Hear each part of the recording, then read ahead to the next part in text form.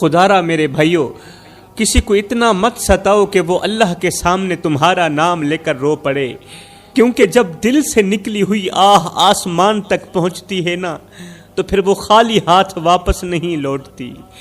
آج کی دنیا میں 60% انسان ایسے ہیں جو ہنستے کم اور سہتے زیادہ ہیں۔ ہر چہرہ مسکراتا ضرور ہے مگر اندر سے بکھرا ہوا ہوتا ہے۔ یہ دنیا دکھوں کی ایک لمبی قطار ہے، یہ دنیا دردوں کی ایک لمبی قطار ہے، جہاں ہر انسان باری باری خاموشی سے جل رہا ہے۔ کسی کے پاس کہنے کو الفاظ نہیں اور کسی کے پاس سننے کو دل نہیں ہے۔ اس لیے خدارا کسی کے زخم پر نمک مت چھڑکو، کیونکہ تم نہیں جانتے کہ وہ دن میں پتہ نہیں کتنی بار ٹوٹ کر خود کو جوڑتا ہے۔ آج ایک دکھی انسان کو پوری رات نیند نہیں آتی، جب بھی آنکھ لگتی ہے تو کوئی نہ کوئی فکر اسے جھنجھوڑ کر اٹھا دیتی ہے۔ وہ کروٹ بدلتا ہے تو تکیہ گیلا ہو جاتا ہے، آنسو خاموشی سے بستر میں دفن ہو جاتے ہیں، پوری رات روتے ہوئے گزرتی ہے۔ دنیا میں کتنے بندے ہیں جن کا جینا بندوں نے حرام کر دیا، کوئی لفظوں سے مارا گیا، کوئی رویوں سے ٹوٹا گیا، کسی سے حق چھینا گیا تو کسی کی عزت نوچی گئی، کوئی طاقت کے نیچے دبایا گیا تو کوئی تماشے کا موضوع بنایا گیا۔ ان سب کا قصور صرف اتنا تھا کہ وہ کمزور تھے۔ جو طاقت کے نیچے دبائے گئے تھے نا، جن کی عزت نوچی گئی تھی نا، جن کا حق چھینا گیا تھا نا، ان سب کا قصور صرف اتنا تھا کہ وہ غریب تھے، ان سب کا قصور صرف اتنا تھا کہ وہ کمزور تھے۔ اور کمزور ہونا اس دنیا میں سب سے بڑا جرم بنایا گیا ہے۔ کچھ دل ایسے ہیں جو بار بار ٹوٹنے کے بعد بھی شور نہیں کرتے۔ دلوں میں سے کچھ دل ایسے ہوتے ہیں جو بار بار ٹوٹنے کے بعد بھی شور نہیں کرتے، کیونکہ انہوں نے سیکھ لیا ہوتا ہے کہ خاموشی ہی ان کی آخری عزت ہے۔ یہاں پر رونا ضلالت بن چکا ہے، اس لیے خاموشی ہی ان کی آخری عزت ہے۔ یہ وہ لوگ ہیں جن کے آنسو تکیے جذب کر لیتے ہیں، سرانے جذب کر لیتے ہیں، جن کے آنسو اور چیخیں سینے میں دفن ہو جاتی ہیں۔ انہیں کسی نے مارا نہیں مگر سب نے تھوڑا تھوڑا کر کے ختم ہی کر دیا ہے۔ انہیں کبھی حق چھین کر ان کو ختم کیا گیا، کبھی عزت روند کر ان کو ختم کیا گیا، اور سب سے دردناک بات یہ ہے کہ یہ سب کچھ انسانوں نے انسانوں کے ساتھ کیا۔ یاد رکھنا میرے بھائیو، اللہ کے ہاں نہ شور سنا جاتا ہے، نہ شان دیکھی جاتی ہے، بلکہ وہ آنسو سنے جاتے ہیں جو اندھیرے میں گرتے ہیں، کسی کو خبر ہی نہیں ہوتی۔ آج کتنے باپ ہیں جو راتوں کی تنہائیوں میں اٹھ اٹھ کے روتے ہیں۔ آج ایک باپ کہہ رہا ہے کہ میرے بیٹے کو کہنا میرا جنازہ پڑھنے مت آنا، میرے بیٹے کو کہنا میرا جنازہ پڑھنے مت آنا، کیونکہ مجھے وہ چہرہ نہیں دیکھنا جس نے میرا جینا حرام کر دیا، مجھے وہ چہرہ نہیں دیکھنا جس نے میری عزت والی پگڑی خاک میں ملا دی۔ وہ باپ جس نے بیٹے کو اس نیت سے بڑا کیا تھا کہ موت کے وقت بیٹا مجھے کندھا دے گا اور لوگ کہیں گے یہ بیٹا اپنے باپ کا مان ہے، یہ بیٹا اپنے باپ کا فخر ہے، مگر آج وہ باپ زندہ ہوتے ہوئے بھی اکیلا ہے، اور یہی اکیلا پن اسے بار بار مار رہا ہے، یہی اکیلا پن اسے درد دیتا ہے، اسے تکلیف دیتا ہے۔ وہ باپ جنازہ نہ پڑھنے کا کہہ کر بد دعا نہیں دے رہا، بلکہ اپنی آخری بے عزتی سے خود کو بچا رہا ہے، کیونکہ اسے معلوم ہے کہ جو بیٹا زندگی میں وقت نہ دے سکا وہ موت میں صرف رسم ہی نبھائے گا۔ جو جیتے جی میری عزت نہیں کر سکا، جو جیتے جی مجھے مقام نہیں دے سکا، وہ موت کے وقت مجھے کس طرح مقام دے سکتا ہے، وہ موت کے وقت مجھے کس طرح عزت دے سکتا ہے۔ وہ صرف ایک رسم نبھانے آئے گا۔ ایک بوڑھا شخص قبرستان کے اندر آہستہ آہستہ چل رہا تھا اور سوچ رہا تھا کہ اگر یہاں پر میری قبر بن جائے تو شاید یہ جگہ مجھے قبول کر لے گی۔ ایک بوڑھا شخص تھا، آہستہ آہستہ قبرستان کے اندر چل رہا تھا اور سوچ رہا تھا اگر یہاں پر میری قبر بن جائے، یہ جو جگہ ہے یہاں پر میری قبر بن جائے تو شاید یہ جگہ مجھے قبول کر لے گی۔ اچانک دل نے کہا نہیں، قبر کے ساتھ ایک درخت بھی ہونا چاہیے۔ بوڑھے شخص نے گورکن کو بلایا اور کانپتی آواز میں کہا بھائی، موت بہت قریب محسوس ہو رہی ہے مجھے، لہٰذا میری ایک چھوٹی سی خواہش ہے، میرے مرنے کے بعد یہ خواہش پوری کر دیں، اور وہ خواہش یہ ہے کہ جب میں مر جاؤں تو میری قبر اسی درخت کے نیچے بنا دینا۔ جب میں مر جاؤں نا تو میری جو قبر ہے وہ اسی درخت کے نیچے بنا دینا، مطلب چھاؤں میں میری قبر ہونی چاہیے۔ یہ سن کر گورکن چونک گیا، کہنے لگا بابا جی یہ کیسی خواہش ہے، میں زندگی میں پہلی مرتبہ ایسا سن رہا ہوں، اگر اس خواہش کے پیچھے کوئی کہانی چھپی ہوئی ہے تو ضرور سنائیے۔ یہ سن کر بوڑھا شخص رونے لگا، رو کر بولا بیٹا 10 سال گزر گئے ہیں، آج سے 10 سال پہلے میرا بیٹا مجھ سے روٹھ کر ناراض ہو کر مجھ سے جدا ہو گیا تھا، آج سے 10 سال پہلے 10 سال ہو گئے ہیں اس نے میری شکل دیکھنا بھی گوارا نہیں کیا۔ 10 سال گزر گئے، میرے بیٹے نے میری شکل دیکھنا گوارا نہیں کیا، لیکن اب مجھے یقین ہو گیا ہے کہ جب میں مر جاؤں گا نا تو ممکن ہے میرے بیٹے کو وقت مل جائے، میرا بیٹا مجھے ملنے کے لیے آ جائے، شاید زندگی میں نہ صحیح مگر موت کے بعد ہی صحیح وہ آ کر باپ کی قبر کے ساتھ 2 لمحے بیٹھ تو جائے گا نا۔ گورکن نے آہستہ سے کہا بابا جی پھر درخت کی چھاؤں کے نیچے قبر بنانے کی خواہش کیوں؟ یہ سنتے ہی بوڑھے شخص کی آنکھیں بھر آئیں، کہا اس لیے کہ جب میں قبر کے اندر پڑا ہوں گا نا اور میرا بیٹا میری قبر کے اوپر آئے گا تو کہیں دھوپ میرے بیٹے کو پریشان نہ کرے، جب میں مر جاؤں گا مجھے یقین ہے میرا بیٹا میری قبر پر ضرور آئے گا، اور جب وہ میری قبر پر آئے گا تو کہیں دھوپ میرے بیٹے کو پریشان نہ کرے، کہیں میرے بیٹے کو دھوپ نہ لگ جائے، تتی واہ نہ لگ جائے۔ میں نے ساری زندگی بیٹے کو دھوپ سے بچایا ہے تو قبر میں جا کر بھی یہی چاہتا ہوں کہ میرے بیٹے کو دھوپ نہ لگے، اور ہاں اگر ہو سکے تو میرے بیٹے کو یہ بھی کہہ دینا کہ بیٹا جب میں باپ کی قبر پر آنا تو مسکراتے ہوئے آنا، روتے ہوئے مت آنا، کیونکہ اس وقت تیرے آنسو صاف کرنے کے لیے میرے پاس ہاتھ نہیں ہوں گے۔ میں نہیں چاہتا کہ میری قبر کی مٹی تجھے دکھ دے، بس آنا، تھوڑی دیر بیٹھنا اور چپ چاپ چلے جانا، کیونکہ ایک باپ کے لیے اولاد کا سکون ہی سب سے بڑی دعا ہوتی ہے۔ عیداں تے شبراتاں آیاں تے لوکی کرانو آئے، او نہیں آئے محمد بخشا جنہیں آپ ہاتھیں دفنائے، لیکھاں وچ وچھوڑے رہ گئے، رو رو اتھروں تھوڑے رہ گئے، کسے بھی میرا حال نہ پوچھیا، ہاتھ بھی میرے جوڑے رہ گئے، پتر ہن تے آ جا ہن گل چلا، کیونکہ زندگی دے دن تھوڑے رہ گئے، لیکھاں وچ وچھوڑے رہ گئے۔ خدا را میرے بھائیو، او میری قوم کے نوجوانوں، زندہ لوگوں کی قدر کرو، زندہ لوگوں کی قدر کرو۔ موت کے وقت تو دشمن بھی چہرہ دیکھ کر رو پڑتا ہے۔ یہاں پر میں تمہیں ایک سبق آموز واقعہ سنانا ضروری سمجھوں گا۔ یہ کوئی عام واقعہ نہیں، بلکہ یہ وہ انجام ہے جو انسان خود اپنے ہاتھوں سے لکھتا ہے اور اپنی آنکھوں سے دیکھتا بھی ہے۔ کہتے ہیں دلی کا شہر تھا، شہر کے آخری کنارے پر ایک بہت بڑا کچرے کا ڈھیر لگا ہوا تھا۔ دلی کا شہر تھا اور شہر کے آخری کونے پر ایک بہت بڑا کچرے کا ڈھیر لگا ہوا تھا۔ آپ جانتے ہیں کہ کچرے کے ڈھیر میں بدبو کے سوا کچھ نہیں ہوتا، مگر حیرت کی بات یہ تھی کہ اسی بدبو، اسی گندگی اور اسی ذلت کے درمیان ایک 40 سالہ شخص اپنی زندگی گزار رہا تھا۔ اسی بدبو کے اندر 40 سالہ شخص اپنی زندگی کے شب و روز گزار رہا تھا۔ لوگ شہر میں عزت ڈھونڈتے ہیں، مگر وہ شخص کچرے کے ڈھیر میں اپنی بدبختی کو رو رہا تھا۔ جو بھی وہاں سے گزرتا تھا تو وہ شخص آہستہ آہستہ اٹھتا اور بلند آواز میں کہتا، لوگو مجھ سے عبرت حاصل کرنا، جو میں نے کیا وہ مت کرنا۔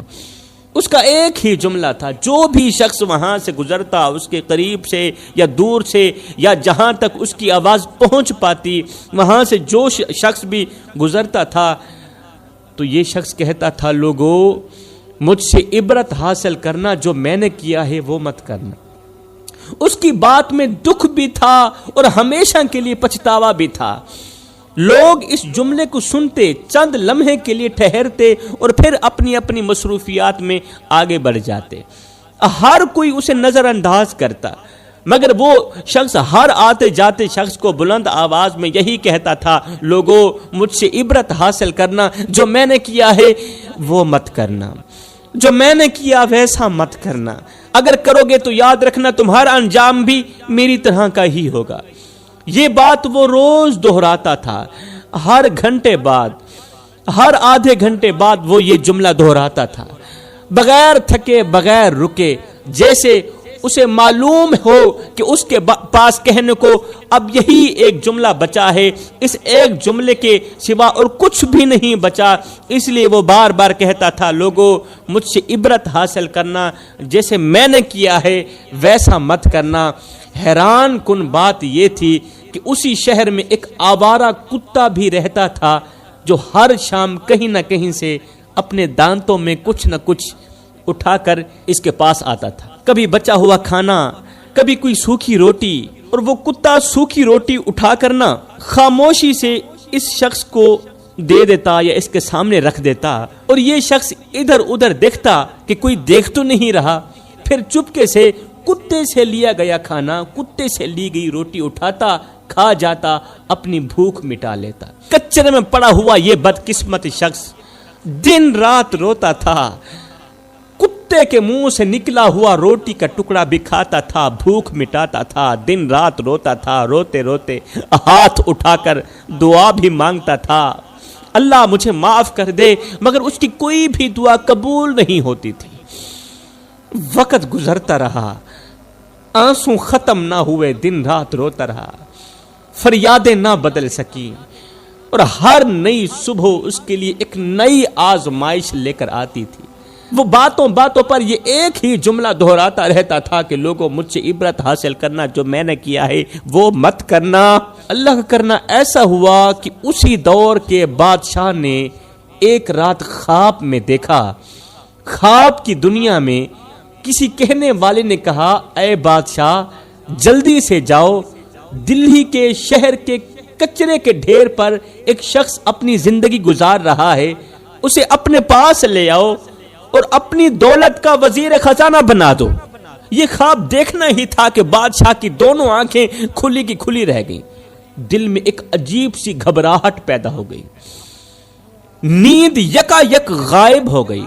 بادشاہ بستر پر اٹھ بیٹھا، دیر تک یہی سوچتا رہا کہ یہ کیسا حکم ہے، یہ کیسا خواب ہے، اتنی بڑی سلطنت، اتنا بڑا خزانہ، اور خزانے کا وزیر وہ شخص جو کچرے کے ڈھیر پر پڑا زندگی گزار رہا ہے۔ بادشاہ نے خود کو سمجھایا کہ شاید یہ محض ایک خیال ہے، یہ محض ایک عام سا خواب ہے۔ یہ سوچ کر دوبارہ بادشاہ لیٹ گیا، آنکھیں بند کر لیں، مگر جیسے ہی دوسری مرتبہ نیند آئی تو وہی خواب پھر سے سامنے آ گئے، وہی آواز، وہی حکم، اس بار اور بھی واضح انداز میں دکھایا گیا کہ اے بادشاہ دیر مت کر، دلی شہر کے کچرے کے ڈھیر پر ایک شخص بڑی ذلت کی زندگی گزار رہا ہے، اسے وہاں سے اٹھاؤ اور اپنے خزانے کا وزیر خزانہ بنا دو۔ اس مرتبہ خواب میں کوئی ابہام نہیں تھا، اس مرتبہ خواب میں کوئی کمی نہیں تھی، پیغام بالکل صاف تھا۔ اچانک بادشاہ کی آنکھ کھل گئی، دل زور زور سے دھڑک رہا تھا، اب اسے یقین ہو چکا تھا کہ یہ خواب نہیں بلکہ اللہ کی طرف سے ایک خاص اشارہ ہے۔ وہ جان چکا تھا کہ یہ خواب جھوٹے خوابوں میں سے نہیں بلکہ اللہ کی طرف سے ایک واضح اشارہ ہے۔ جیسے ہی صبح کا سورج طلوع ہوا میرے بھائیوں، تو بادشاہ نے فوراً ایک عالم صاحب کو بلایا۔ یاد رہے اس دور میں جب بڑے بڑے بادشاہوں کو کوئی مسئلہ درپیش آتا تھا تو وہ امیروں کو نہیں بلاتے تھے بلکہ عالموں کو بلایا کرتے تھے۔ دینداروں کو بلایا کرتے تھے، کیونکہ وہ جانتے تھے کہ دولت مسئلہ بڑھاتی ہے مگر علم مسئلہ حل کرتا ہے۔ علم صرف فتویٰ نہیں دیتا، وہ دل کو راستہ بھی دکھاتا ہے، وہ حق اور باطل میں فرق بھی سمجھاتا ہے۔ اس دور کے بادشاہ اپنی حکومت کو علم کے سہارے سنوارتے تھے، یہی وجہ تھی کہ فیصلوں میں انصاف ہوتا تھا۔ مگر آج تو سب کچھ الٹ پلٹ ہو گیا ہے نا۔ آج مسئلہ ہو تو علم والے کو نہیں دولت والے کو بلایا جاتا ہے۔ آج عقل کی جگہ پیسہ بولتا ہے اور حق کی جگہ مفاد فیصلہ کرتا ہے۔ یہی وہ تبدیلی ہے جس نے سکون کو بے چینی میں اور عدل کو انتشار میں بدل دیا ہے، کیونکہ جب رہنمائی علم کے بجائے دولت کرنے لگے تو پھر معاشرے کا بگاڑ یقینی ہو جاتا ہے۔ خیر میرے بھائیوں، بادشاہ نے عالم کو بلایا، اسے تنہائی میں بٹھایا اور پچھلی رات کا پورا خواب سنایا۔ بادشاہ کا خواب سننے کے بعد عالم صاحب نے چند لمحے خاموشی اختیار کی، پھر آہستہ آواز میں بولے، بادشاہ سلامت، آپ کا خواب بالکل سچا ہے۔ میں نے اپنی ان آنکھوں سے اس شخص کو دیکھا ہے، وہ دلہی شہر کے کچرے کے ڈھیر پر لیٹا رہتا ہے اور وہ روزانہ آنے جانے والوں کو یہی کہتا ہے، اے گزرنے والوں، مجھ سے عبرت حاصل کرنا، جو میں نے کیا ایسا مت کرنا۔ یہ سن کر بادشاہ کے دل میں ایک عجیب سی کپکپاہٹ دوڑ گئی، جیسے حقیقت نے خواب کا ہاتھ تھام لیا ہو۔ بادشاہ نے گہری سانس لی اور کہا، اگر یہ خواب سچا ہے تو پھر دیر نہیں کرنی چاہیے، آج رات تیاری کر لو، ہم دونوں چلیں گے، اس شخص کو وہاں سے اٹھا کر شاہی محل میں لے کے آئیں گے، پھر اس کی حقیقت سے آگاہ ہوں گے، اس سے اس کی کہانی سنیں گے۔ سب سے پہلے تو اس کی عبرت ناک کہانی سنیں گے، پھر اسے شاہی خزانے کا وزیر بنا دیں گے۔ میرے محترم بھائیو، یاد رکھنا، بادشاہوں کو فقیر اور فقیروں کو بادشاہ بنانا یہ صرف اللہ کے ہاتھ میں ہے۔ اللہ جب چاہتا ہے تو کچرے میں پڑے انسان کو عزت کے تخت پر بٹھا دیتا ہے، اور جب چاہتا ہے تو تخت پر بیٹھے انسان کو عبرت کی مثال بھی بنا دیتا ہے۔ یہ دنیا محنت سے نہیں، حکم الہی سے پلٹتی ہے۔ نہ مال ہمیشہ ساتھ دیتا ہے، نہ طاقت ہمیشہ قائم رہتی ہے، اصل طاقت وہی ہے جو اوپر سے عطا ہوتی ہے۔ خیر، رات کے وقت بادشاہ اپنے 2 سپاہیوں کو ساتھ لے کر اور ایک عالم صاحب کو ہمراہ کر کے شاہی محل سے نکلا اور دلہی کی طرف چل پڑا۔ وہ سوچ رہا تھا کہ جس شخص کو اللہ نے خواب کے ذریعے بلایا ہے وہ کیسا ہوگا۔ عالم صاحب خاموش تھے اور بادشاہ ہر قدم پر یہ سوچ رہا تھا کہ یہ سفر تخت کا نہیں بلکہ تقدیر کا سفر ہے۔ جب وہ کچرے کے ڈھیر کے قریب پہنچے تو بدبو اور تاریکی نے ان کا راستہ روک لیا۔ پھر عالم صاحب آگے بڑھے۔ عالم صاحب نے آگے بڑھ کر کہا، بادشاہ سلامت، یہی وہ جگہ ہے جہاں وہ شخص رہتا ہے۔ تھوڑی ہی دیر میں بادشاہ اور عالم صاحب نے دیکھا کہ ایک شخص زمین پر پڑا ہے، جیسے اسے کسی کے آنے کی امید ہی نہ ہو۔ بادشاہ نے قریب جا کر جب غور کیا، دیکھا تو اس کے دل میں ایک عجیب سی کیفیت پیدا ہو گئی، کیونکہ یہی وہ چہرہ تھا جو خواب میں دکھایا گیا تھا۔ یہاں ایک بات صاف ہو گئی ہے میرے محترم بھائیو، کہ اللہ جب کسی کو اٹھانے کا فیصلہ کر لیتا ہے تو بادشاہ خود چل کر اس کے دروازے تک آتا ہے۔ یہ اللہ ہی جانتا ہے کہ اس کے ساتھ آگے کیا ہونے والا ہے، کون کہاں سے اٹھایا جائے گا اور کہاں بٹھایا جائے گا، مگر اس حکمت کو ہر بندہ نہیں سمجھ سکتا۔ خیر، بادشاہ کی سپاہیوں نے کچرے میں پڑے ہوئے اس بدقسمت انسان کو اٹھایا، بادشاہ کے حکم سے اسے نہلوایا گیا اور پھر بادشاہ اور عالم کے سامنے اسے تنہائی میں بٹھایا گیا۔ بادشاہ نے آہستہ لہجے میں پوچھا، اے بندے، بتا کہ آخر تو نے ایسا کیا کیا تھا کہ تو عبرت کا نشان بن گیا۔ یہ سننا تھا کہ وہ شخص چیخ پڑا، روتی ہوئی آواز میں کہنے لگا، اور میری کہانی سننے والوں، اگر کسی نے دنیا کا سب سے بڑا بدقسمت انسان دیکھنا ہو تو وہ میرے جیسے انسان کو دیکھ لے۔ کہنے لگا، ایک وقت تھا کہ میں بہت بڑا حسین و جمیل نوجوان تھا، جو بھی مجھے ایک بار دیکھتا وہ بار بار دیکھنے کی کوشش کرتا، مگر میں شراب کا عادی تھا، دن رات نشے میں ڈوبا ہوا رہتا تھا، ہوش اور حد دونوں کھو چکا تھا۔ ایک رات میرے دروازے پر کسی نے دستک دی، میں نشے میں لڑکھڑاتا ہوا اٹھا دروازہ کھولا تو باہر ایک حسین و جمیل عورت کھڑی تھی، خوبصورت عورت کھڑی تھی، مگر اس کے چہرے پر بھوک کے آثار دکھائی دے رہے تھے۔ میں نے پوچھا کیسے آنا ہوا؟ اس نے لرزتی آواز میں کہا میرے بچے 3 دن سے بھوکے ہیں، موت کے قریب ہیں، میں اللہ کے نام پر فریاد لے کر آئی ہوں، میں اللہ کے نام پر فریاد لے کر آئی ہوں، کھانے کو کچھ مل جائے۔ میں نے کیا کیا، اس عورت کو اندر آنے کو کہا۔ وہ عورت جب اندر داخل ہوئی تو میں نے پیچھے سے دروازہ بند کر دیا اور کنڈی لگا دی۔ میں نے اسے کمرے میں بٹھایا اور خود اس کے سامنے بیٹھ گیا۔ پھر میں نے اس کے حسن کی تعریف کرنا شروع کر دی۔ میرے منہ سے اپنے حسن کی تعریف سن کر وہ عورت چونک گئی، ڈر گئی، اس کی آنکھوں میں خوف اترا۔ اسے اندازہ ہو گیا کہ کہیں آج اس کی عزت خطرے میں نہ پڑ جائے۔ اس وقت میں نشے میں تھا، شیطان میرے سر پر سوار تھا، عقل بالکل خاموش تھی اور نفس بول رہا تھا جیسے جیسے میں کہتا جاؤں بس ویسے ویسے تو کرتا جا اور لطف اٹھاتا جا۔ پھر کیا ہوا، میں نے اس بھوکی عورت پر جبر کیا، اس کی آواز دبانے کی کوشش کی اور وہ ظلم کر بیٹھا، وہ زیادتی کر بیٹھا جس کا تصور بھی انسان کو کانپنے پر مجبور کر دیتا ہے۔ اور جب یہ سب کچھ ہو چکا تھا تو بھی شیطان نے میرا پیچھا نہ چھوڑا۔ شیطان نے کہا اب اسے زندہ مت چھوڑنا، اگر یہ زندہ باہر گئی تو تیری بدنامی ہوگی۔ پھر کیا ہوا، شیطان کی باتوں پر آ کر جب میں نے اس بھوکی عورت کی جان لینے کی کوشش کی تو اس کے لبوں سے چند جملے نکلے اور وہ روتی ہوئی کہنے لگی اللہ تو گواہ رہنا، میں صرف خیرات مانگنے آئی تھی، اللہ میں صرف ایک روٹی مانگنے کے لیے آئی تھی، میں غریب تھی، میں ایک روٹی کے بدلے عزت بیچنے نہیں آئی تھی، مجھ پر جبر کیا گیا، مجھ پر ظلم کیا گیا۔ یا اللہ اگر قیامت کے دن یہ بدقسمت اور درندہ انسان جنت میں چلا گیا تو میں تیری جنت میں داخل نہیں ہوں گی۔ بس یہ کہتے ہوئے وہ عورت موت کی گھاٹ اتر گئی۔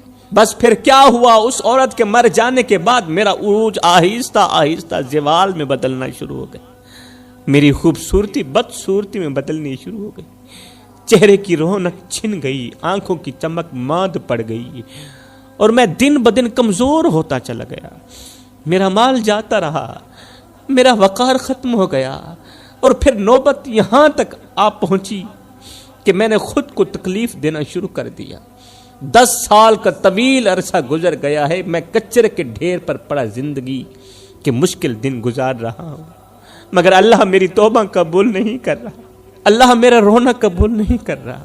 اللہ نے اس مظلومہ عورت کی دعا قبول کی مگر میرا رونا قبول نہیں کر رہا۔ اس کی یہ عبرتناک کہانی سن کر بادشاہ اچھی طرح سمجھ چکا تھا کہ یہ خواب بالکل سچا تھا، کیونکہ اللہ کے سامنے جو شخص سچے دل سے رو کر توبہ کرے اللہ تعالیٰ اس کی توبہ ضرور قبول کرتا ہے، مگر اس شخص کے معاملے میں اللہ کا فیصلہ کچھ اور تھا۔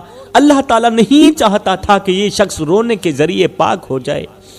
یہ شخص جب روتا تھا تو اللہ تعالیٰ کی رحمت جوش میں آتی تھی، اللہ کا رحم جوش میں آتا تھا، اللہ تعالیٰ اسے بخشنے پہ آتا تھا، مگر اس عورت نے کہا تھا اللہ اگر یہ کمینہ تیری جنت میں چلا گیا تو میں تیری جنت میں داخل نہیں ہوں گی۔